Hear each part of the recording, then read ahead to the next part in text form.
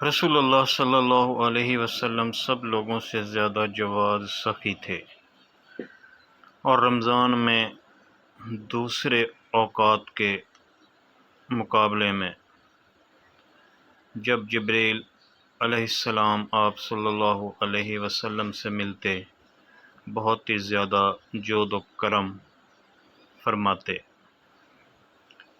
جبریل علیہ السلام رمضان کی ہر رات میں آپ صلی اللہ علیہ وسلم سے ملاقات کرتے اور آپ صلی اللہ علیہ وسلم کے ساتھ قرآن کا دورہ کرتے۔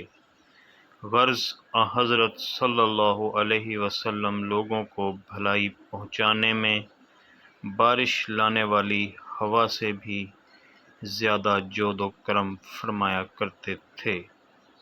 صحیح بخاری حدیث نمبر 6 کتاب وحی کے بیان میں۔